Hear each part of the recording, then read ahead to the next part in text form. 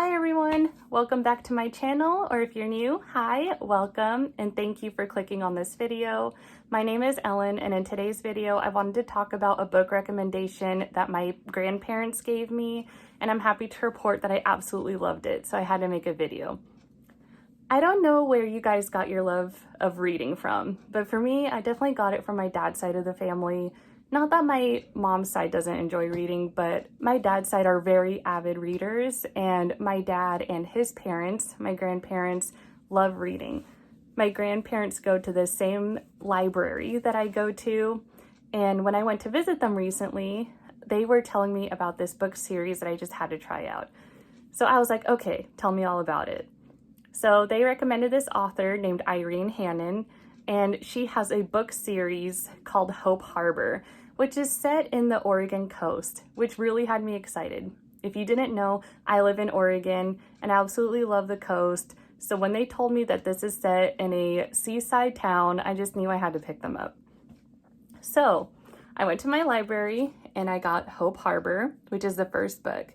Something that I really enjoy about these book series is that the setting is all in Hope Harbor, but in each book we follow a new cast of characters, but the characters that you get in the first book are a little bit seen in the second book, and so on and so forth.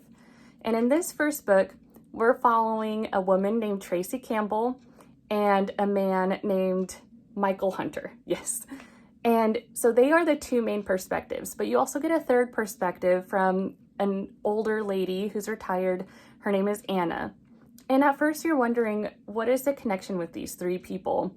And what I like about these books is they are romance and they are considered Christian fiction. They do have some light topics about God and if you're on the right path that he's calling you on. But personally, I do not think that these are really heavy religious books, so don't let that deter you. You can always just give it a try. If it's not your cup of tea, that's fine. But in any case, I just thought I'd let you guys know.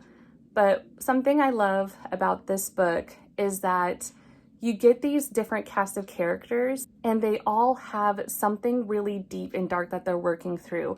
And you're wondering, what is it? Because you get little hints throughout the book, but you don't get the full picture till later. And then everything starts to come together. So in that case, it's almost like a little bit of a mystery and it keeps you hooked, at least for me. I was hooked on, why is she acting like that towards him? Why is she having these thoughts? Why is she acting like that?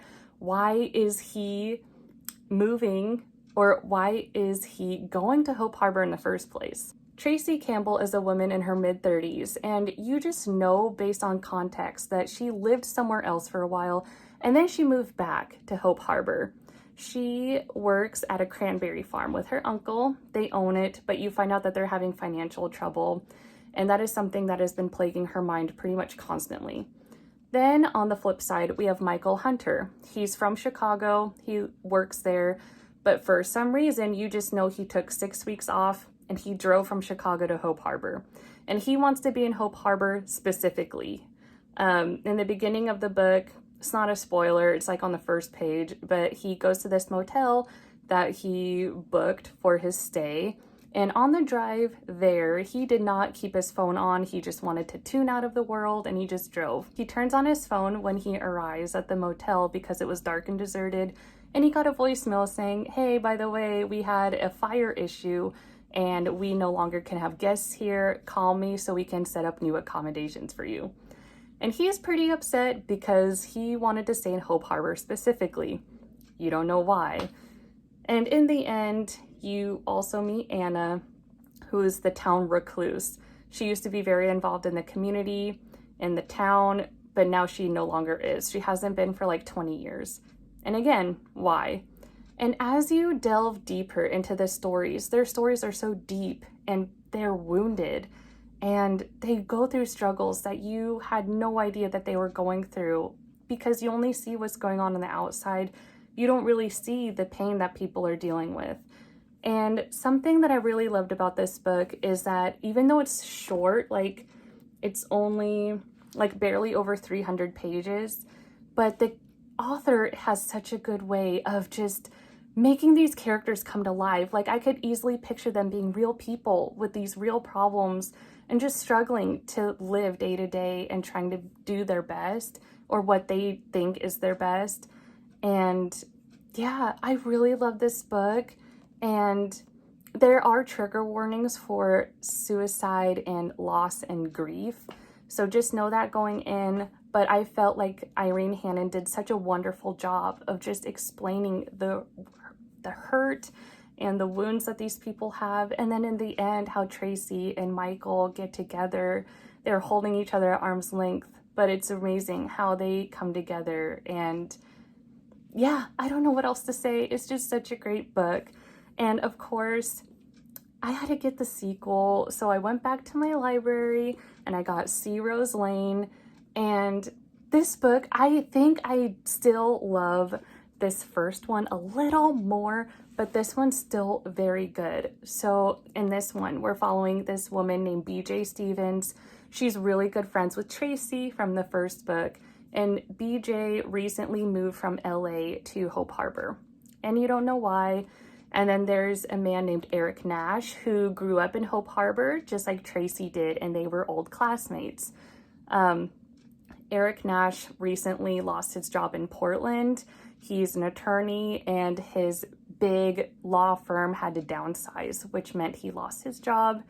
And he was on track to be partner. And he's pretty devastated because he sacrificed a lot of his life and his time to his job. And he's just devastated how things turned out. And he decides to come back home to Hope Harbor and stay with his dad for a bit and just try to figure out what he wants to do next. And of course, along the way, he meets BJ by crashing into her car. He wasn't paying attention and he crashed into her car. So that was a nice way for them to meet. And he later finds out when he gets to his dad's house that his dad is converting their family home into a bed and breakfast.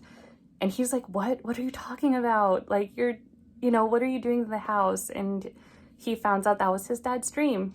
He always wanted to do a bed and breakfast. And since his mom passed away several years ago, his dad thought it was a nice change. And who is the architect for converting the house? It is BJ, of course, and things are pretty awkward between them. So you get their perspectives. And then in this book, you actually get 4 perspectives. You get the perspective from this elderly lady who's 88 years old named Eleanor. And you also get the point of view from a Cuban immigrant named Louise. And at first you're like, how are they going to be connected?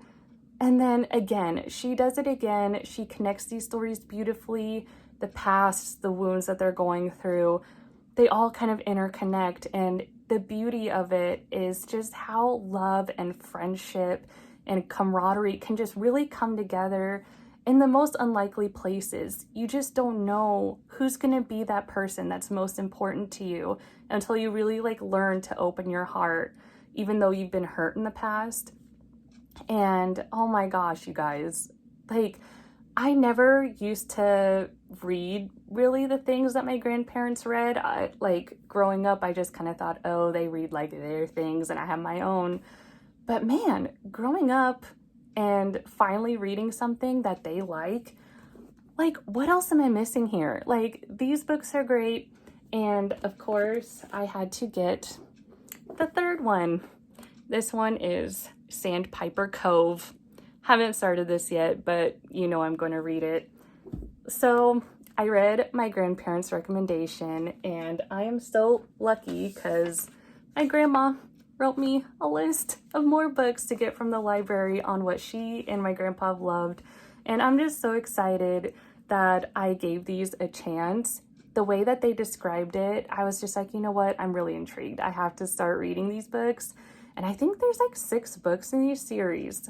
So I like how each story is with a different set of characters, but it's all set in the same town. And I also love Charlie. He's the residential painter of the town, but he also runs this famous fish taco stand.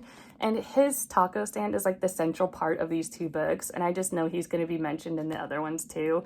And I love his character. He has a way of kind of pointing people in the right direction because he can kind of sense what they're afraid of, but they need to go that direction to heal and improve. And he's just such a great character. He's a great side character. So if you guys have never heard of this author, you should definitely check her out. She has other series as well. Like she even has like a detective series, which I'm gonna have to check out at some point. My grandparents also loved that series. So if you guys have a loved one in your life that also likes to read, and maybe you think, I don't think we like reading the same things, please give it a shot, okay?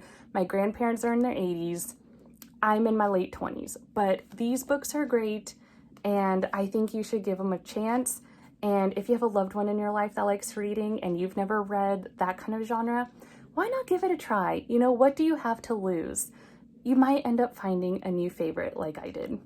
I hope you guys enjoy this video. Please like and subscribe if you haven't already, and I will see you guys in my next one.